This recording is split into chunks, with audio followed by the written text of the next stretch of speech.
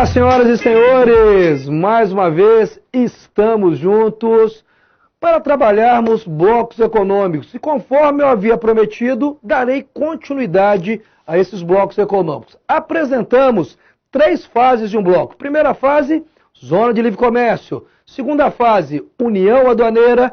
Terceira fase, trabalhamos também o Mercado Comum. Fiquei devendo a 4ª e a 5ª fase e também eu já vou começar, ainda nesse bloco, a falar de um dos grupos mais importantes em termos de blocos econômicos. Estou me referindo à União Europeia. Então me acompanha aqui.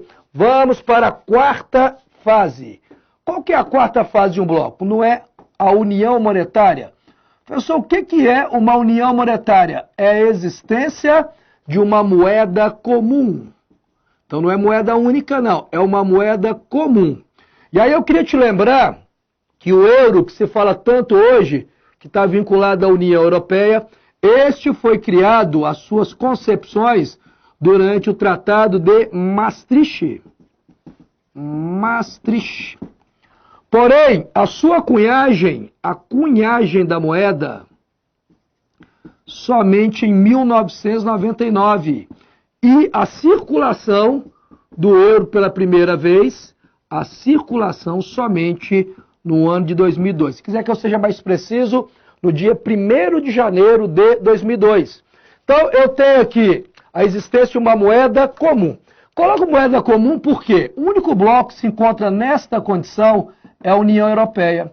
E conforme eu disse, a União Europeia tem 28 países. Mas todos os países adotam o euro? Não. Eu tenho, na verdade, 9 dos 28 países que não adotam o euro.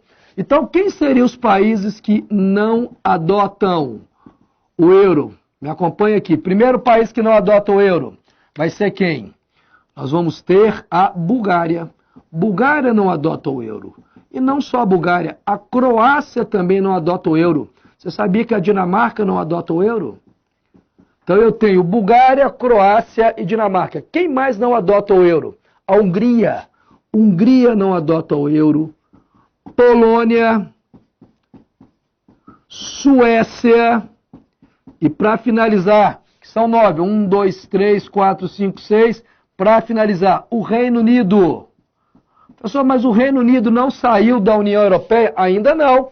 Foi assinado o Brexit? Ainda não. Inclusive, na oportunidade onde foi feita uma consulta popular, o primeiro-ministro do Reino Unido que é formado pela Inglaterra, País de Gales, Escócia e a Irlanda do Norte, ele se manifestou dizendo que, se fosse escolhido a saída do Reino Unido da União Europeia, ele entregaria o seu cargo. Fato esse que ele fez, estou me referindo ao David Cameron, entregou o seu cargo. E quem acabou pegando esse cargo? A Theresa May, que não aguentou a pressão, no sentido de se articular com o Parlamento Europeu, principalmente o Parlamento da União do Reino Unido, para sair da União Europeia. Então ela não conseguiu. E hoje, quem assumiu o cargo de primeiro-ministro é o Boris Johnson, que já afirmou, com ou sem acordo com o Parlamento, ele vai retirar o Reino Unido da União Europeia. Então eu tenho aqui a Bulgária, Croácia, Dinamarca, Hungria, Polônia e Suécia, ainda o Reino Unido, a República Tcheca e, por fim, a Romênia. Então, por isso que é importante a gente estabelecer a ideia de uma moeda comum. Por que é uma moeda comum? Porque dos 28 países da União Europeia, 9 não adotam o euro. Além da condição de união monetária, nós temos também a condição, a 5ª fase, que seria a união política. E o que seria esta união política? Vamos ver aqui, ó. União política. Você já ouviu falar disso aqui? A união política é a união dos 3 poderes, do legislativo, do executivo e do poder judiciário. Porém, meu querido, minha querida, isso aqui é uma grande utopia. Uma vez que eu tenho dentro da União Europeia anglo-saxões, germânicos, eu tenho latinos, eu tenho eslavos, e eles têm valores culturais diferentes, como é que eu vou fazer um texto maior que consiga padronizar as leis? Como é que eu vou executar essas leis de maneira harmônica? E como é que vai haver uma isonomia no processo de julgamento de litígios? Então é uma grande utopia. Porém, a gente vai afirmar que a União Europeia se encontra na condição de mercado comum, de união monetária e também união política. Então tenho aqui a União Europeia. A União Europeia é tão importante que é o bloco que eu vou começar a destacar. Então o primeiro bloco que eu vou falar para as senhoras e senhores vai ser a União Europeia. E aí você deve estar pensando o seguinte, a União Europeia é um bloco novo. Não, ela não é nova. Ela foi formada por um tratado, pelo Tratado de Maastricht, no ano de 1993. Mas para eu falar da União Europeia, eu tenho que contar o histórico da União Europeia. E essa história começa no ano de 1944, quando eu tenho a união de 3 países, da Bélgica, da Holanda e de Luxemburgo. Nós chamamos de Benelux, Bélgica, Nederlândia e Luxemburgo. Países que se uniram com o objetivo de fortalecer as relações comerciais. Isso acontece no ano de 1944. Então, em 1944, eu vou ter o embrião do que hoje você chama de União Europeia. É o Benelux, Bélgica, Holanda e Luxemburgo. Eles vão se unir com qual objetivo? De facilitar as transações comerciais. Porém, quando esses países se unem e começa a dar certo, eles têm atraído a atenção de outras nações, entre elas a Alemanha Ocidental, que na época era chamada de República Federativa da Alemanha. A Alemanha que foi fragmentada no ano de 1948, logo após uma decisão proferida durante o Tratado de Potsdam. O Tratado de Potsdam foi de 45, eles decidiram, posteriormente, dividir a Alemanha em Alemanha Ocidental e Alemanha Oriental. Na verdade, é um efeito colateral, é um papo para o outro momento.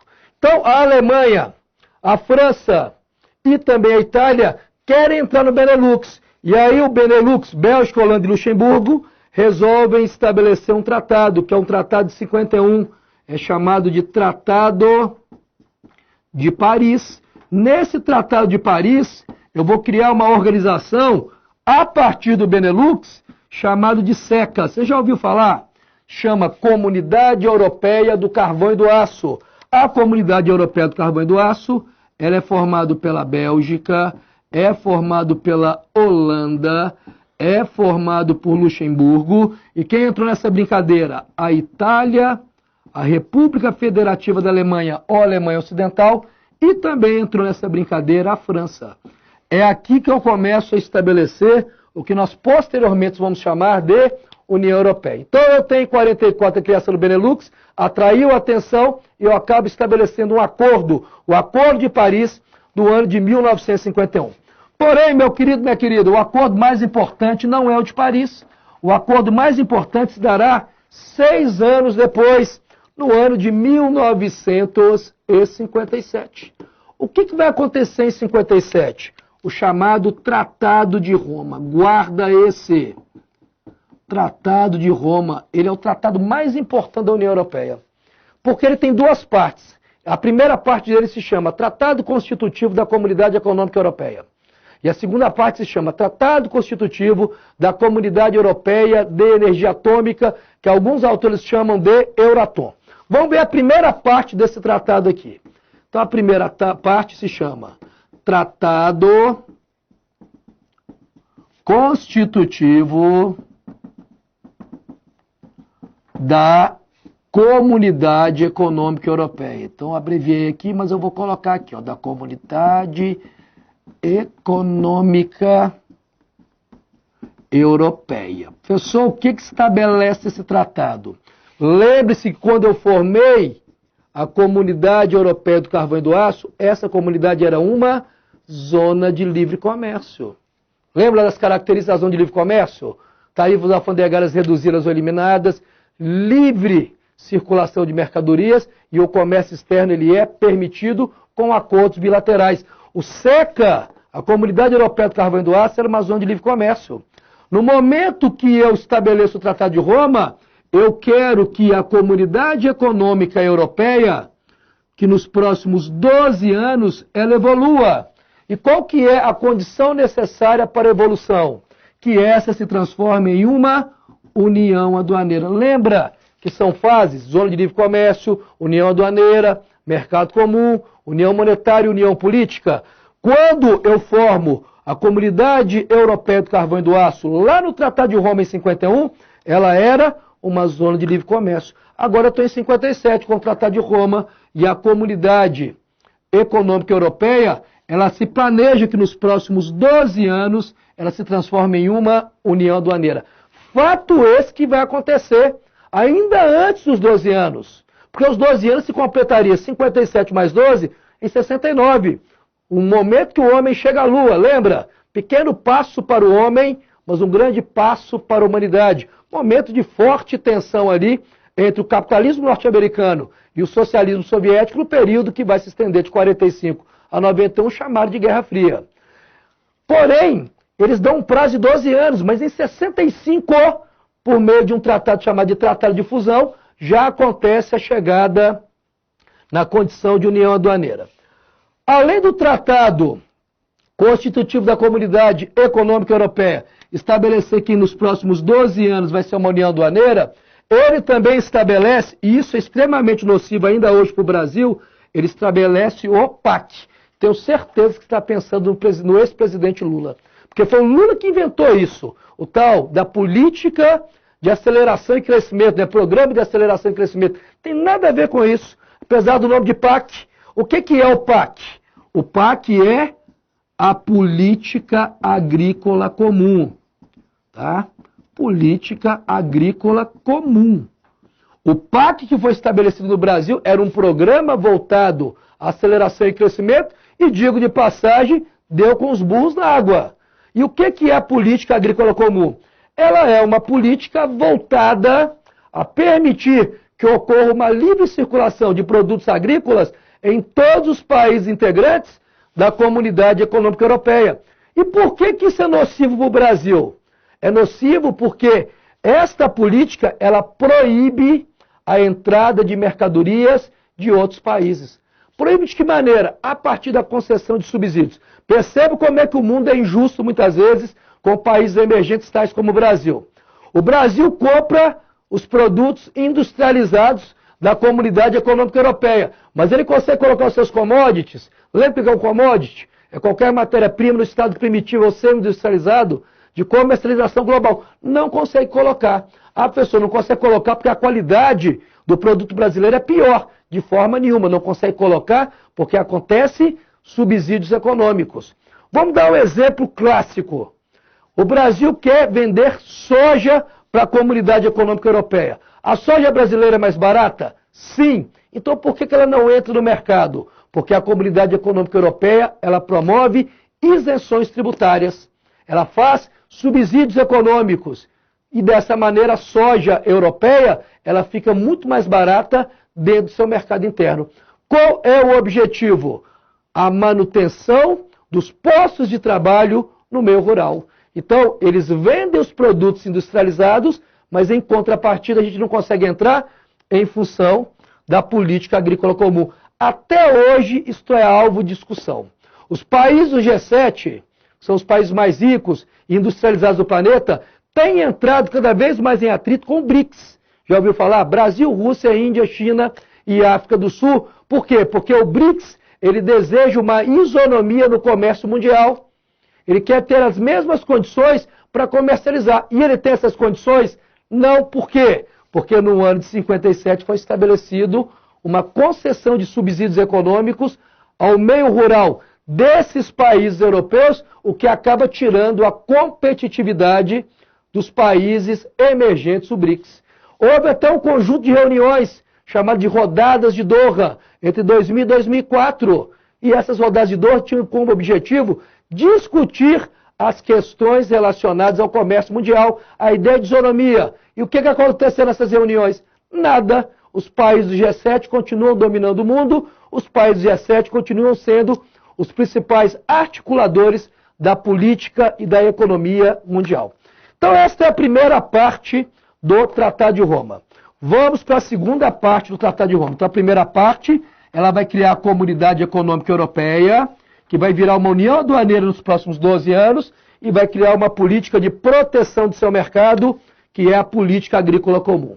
Segunda parte se chama Tratado Constitutivo da Comunidade Europeia de Energia Atômica. Comunidade Europeia de Energia Atômica. Alguns autores preferem chamar isso aqui de Euratom. Você deve estar pensando qual é o objetivo da União Europeia de criar uma comunidade de energia atômica. O objetivo é muito claro. O objetivo é tentar se planejar, se preparar, uma vez que eu estou falando do ano de 57. O que estava acontecendo em 57? Desde 45 eu estou tendo Guerra Fria. Guerra Fria, expressão jornalística para designar o período compreendido entre 1945 a 1991, onde eu tenho dois atores bastante importantes nesse cenário. De um lado, o capitalismo americano, de outro lado, o socialismo soviético. E o que eles buscam? Domínio de mercados. E para isso, eles promovem a corrida armamentista, a corrida espacial e a corrida nuclear. E a Europa se vê despreparada para a corrida nuclear. Então, o que a Europa faz? Ela estabelece um tratado voltado ao desenvolvimento da energia nuclear para fazer frente, caso seja necessário, ao poder nuclear dos Estados Unidos e ao poder nuclear da União Soviética. Lembre-se que os Estados Unidos têm armas nucleares desde o ano de 45. Ele promoveu os ataques nucleares de Hiroshima e Nagasaki. 6 de agosto de 45, Hiroshima. 9 de agosto de 45, Nagasaki. Foi pessoal? Foi extremamente pessoal. Uma vez que o nome da bomba, deram o nome à bomba. De 6 de agosto de 45, o nome dela, Little Boy, matou 95 mil pessoas em Hiroshima. 3 dias depois, nome da bomba, Fat Man, homem gordo, matou quantas? 65 mil pessoas em Nagasaki. Por que o governo americano mandou bombas em Hiroshima e Nagasaki? 3 motivos. Primeiro, acabar com a Segunda Guerra Mundial, porque o Japão permanecia, mesmo com a derrota da Alemanha, em maio de 45. Segundo, demonstrar para o mundo inteiro seu poder bélico, que mexer com os Estados Unidos não era um bom negócio. Terceiro, vingança, porque o Japão, anos antes, no ano de 1941, mandou bombas na base naval americana, localizada no Havaí, episódio conhecido como Pearl Harbor. Então o governo americano tem armas nucleares. E a União Soviética tem armas nucleares? Sim, desde o ano de 49. Houve um processo de espionagem militar, onde a União Soviética fez o primeiro teste nuclear no ano de 49. E ela tinha tecnologia para isso? Não. O governo americano ficou desesperado e criou uma comissão chamada de Comissão de Investigação de Atividades Anti-Americanas, CIA. Aqui no Brasil, quando vai fazer uma comissão, ela chama CPI, Comissão Parlamentar de Inquérito. Lá se chama CIA, Comissão de Investigação de Atividades Anti-Americanas. E fizeram uma devassa na vida americana, onde qualquer americano era um potencial espião da KGB, Polícia Secreta Soviética. Resultado disso, eles começam a perseguir americanos e acabam descobrindo quem vendeu planos militares para a União Soviética. Então o governo americano é bem interessante. Quando ele faz uma investigação e tem culpados, ele encontra. E quando não tem culpados, ele encontra também.